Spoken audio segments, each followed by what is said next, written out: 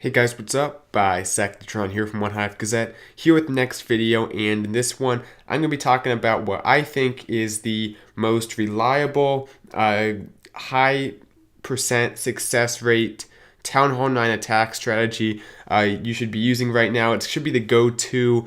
Obviously, there's a lot of things working at Town Hall 9. The update made it even more easy for 3 stars, even more different options for 3 stars.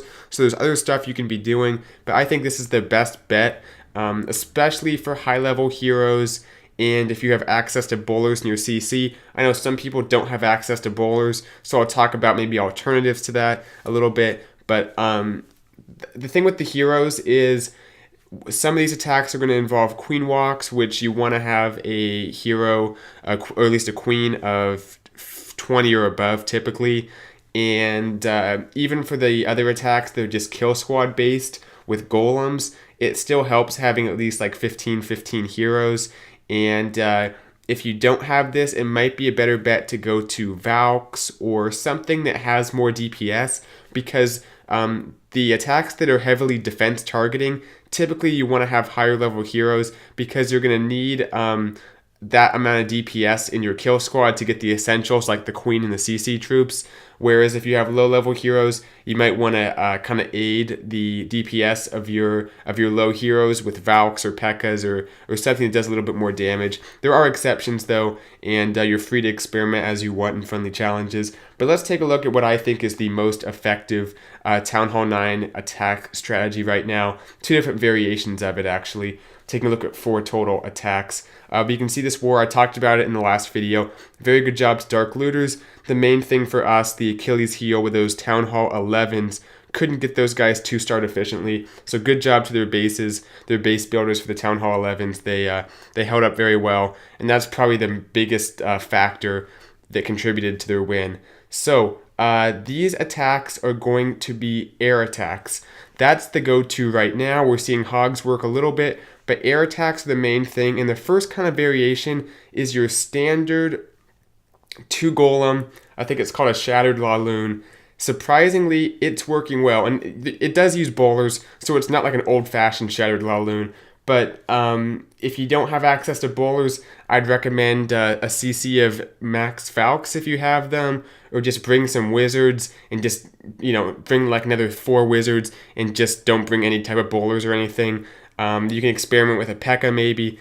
Whatever you think works, there's a lot of different options. Bowlers are your best bet though. Actually, Nanojohn doesn't even bring bowlers in this attack. It shows how you don't need the bowlers.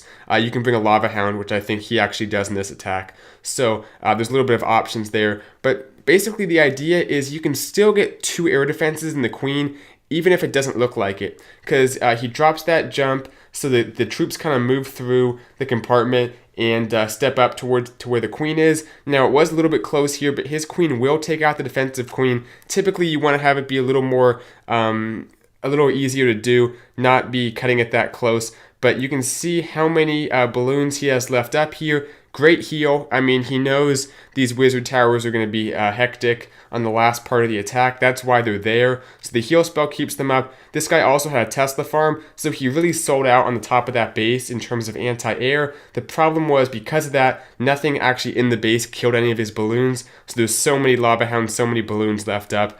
This is the first kind of variation. Just that standard Shattered LaLoon, typically going to bring 2 golems. You can do 1 if you want to bring a larger air part of the attack. Typically 2 though. I recommend bowlers. That's typically going to be your best bet in your CC, but you can bring the Max Lava Hound if you feel you don't need the DPS from the bowlers. So nice attack with Nanojohn. Let's go ahead and take a look at one more like this. Then we'll look at another variation. Ali coming in here with the next one, and I think he has the bowlers. I believe so. But drops down these baby dragons just for the funnel, taking out a few buildings, and who knows, maybe he'll trigger a few air traps too. That's always a good benefit of that. drops down the golem. I like that poison on the queen. She's actually barely in it, but she is. That just slows down the DPS. That way the golem doesn't take as much of a punishment. There's the second golem right behind.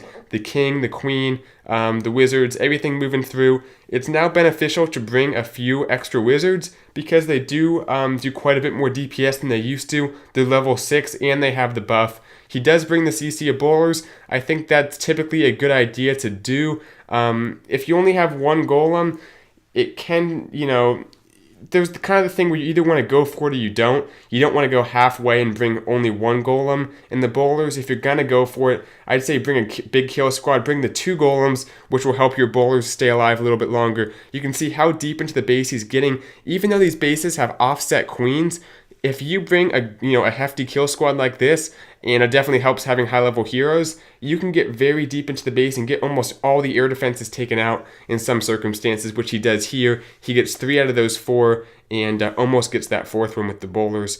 Here come the lava hounds, just dropping down those haste spells. The haste are typically going to be better than rage, and because they don't take up as much space, it's a much more economic thing to bring. The only time I'd bring a rage is if there's just a huge cluster of buildings, including expos, which are a little bit higher HP, so the balloons can't just get it through with like 1 drop from a group of 2 balloons. In those cases, it takes like 4 balloons to take out an expo, I think, maybe even 5. It takes quite a few balloons. In that case, the rage might be good. If there's an expo and a bunch of archer towers and Teslas, then you can drop that rage. It is a little bit bigger, so you can cover more space. But if you're just doing it for moving those balloons along, it's going to be a better idea to bring those haste spells. And the heal spell has really been making some headway lately. You can see here it's good for those back end wizard towers. Now a few traps get on those balloons, so they'll take out a few balloons, but at this point it doesn't matter. The heal spell really is just to keep those balloons up towards the end. People sometimes just drop a few balloons on those back-end wizard towers, but that's a little less reliable. Having that heal spell ensures those balloons will be well taken care of at the end of the attack, so it's just kind of a good insurance to bring if you have the spell space. Nice attack to Ollie. Let's take a look at the other variation of the same kind of type of attack, the other side of the coin here. Going back to 17, we have Nico, I'll just say Nico, I guess, and this is a queen walk, and I think this is another very reliable attack. These attacks you're seeing, I think most of them are fresh hit 3 stars. One of these, possibly 2, might be cleanup, but for the most part, I think these were very successful. The ground attacks were slightly less successful, if I have that right. I don't have statistics, I'm just kind of from what I've seen in this war and some other wars. The air attacks tend to be higher percentage in terms of the chances of getting a 3-star. So this is kind of the other type of attack that I've been seeing a lot more, and I think that it's effective. I mean, Nico only has a level 22 queen, so it just kind of goes to show you don't necessarily need that max queen. I'd say as long as she's above 20, you're in pretty good shape for doing one of these queen walks. Has to use the ability for that P.E.K.K.A. just because it was getting ready for a second swing. I think the CC P.E.K.K.A. might actually come back a little bit because it swings faster. Let's remember that buff it got wasn't just offensively. Now it has the defensive attribute of swinging a little bit faster, taking that queen out a little bit faster too. So something to keep in mind there if you're hung up on what CC to bring. But Nico loses a few healers to that air defense, and he'll lose a few more to Seeking Air Mines, I believe. But remember, every Seeking Air Mine that your healers hit is a Seeking Air Mine that won't hit your Lava Hounds. And maybe that doesn't apply if it's a part of the base that's already been taken out, I guess. The Lava Hounds won't be going there. But if in case something does go there, the Seeking Air Mine's no longer there to take out your balloons or your Lava Hounds. So it depends, I guess, where your queen walk is going. Right here, he actually has to use pretty much all his rages on the queen. I like how there's one healer on her right there, and she's still fighting. Gets some great value before she goes down. Enough to help those balloons crush the rest of this base. He uses the haste spells on them, which I think is a great idea, especially when you have so many balloons. You don't need that extra damage. The haste is going to be just fine, and it's a lot more efficient. So yeah, that last Lava Hound going over, tanking for the Archer Tower. A ton of troops left up, has his king as well. Crush this base, awesome attack to Nico. we'll go ahead and fast forward and take a look at one more. Also, one of these queen walk variations. I think the queen walk's a good idea when the kill squad's going to be a little bit awkward in terms of pathing. You don't know where your heroes or possibly where your bowlers will go. And there's just an opportunity where your queen can go in, not have to deal with a lot of damage, and get you some great value. And one of the great things about the queen walk is if you do it right, you have that queen up for the entire attack. She won't go down, and that's a very effective thing. I've said this before, late in the attack, whether it's Town Hall 9 or Town Hall 10, when you're going for those 3-star attempts, having the queen up at the end of the attack, especially with some healers on her, is the best recipe for success. So, Yo Mama, I think he's been asking to be on the channel a lot lately. Well, here he goes with his debut. There's the queen, there's the king. The king just to create the funnel off to the left there, take out a few buildings. And the queen, going to go ahead and wall breaker her in right here. His hero's actually pretty low level relative to what we typically see, 2115. So doesn't need to be max heroes. I said you want to typically have the upper half around there, especially for a queen walk. You want to have, probably 20. If you're below 15, you're definitely not going to be able to do it. 15 to 20 is a little bit iffy, but he has the 21, which is going to be sufficient. Drops down the rage on the queen, and you can see also because he has lower level heroes, he's taking on a lower level base. That's typically how it goes. Only has those level 1 expos, I believe. So gets the CC troops taken out real quick. There was the jump spell, which I thought was really nice. Drops the jump down, lets the queen get that next air defense, and basically just roam through this base. He has one more rage if he needs it, but the point defense is pretty dispersed because there's nothing in that core, so his queen's not going to have to require a whole lot of help to stay up right here.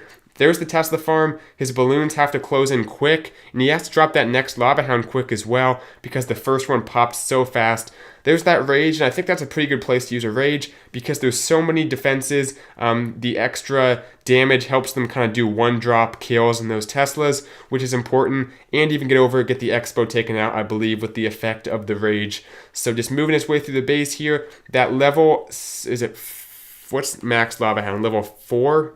Yeah, I think level 4 is max. The level 4 lava hound really does a lot of tanking, stays up for a long period of time, so get some great value. At Town Hall 9, that's something to consider bringing in addition to those bowlers. That's a good option to have. The bowlers sometimes aren't the right play, and when you do the queen walk, one of the great things about it is you have that max lava hound in the CC that you can bring, and you don't have to bring all your own level 2s, so it stays up for quite a bit longer.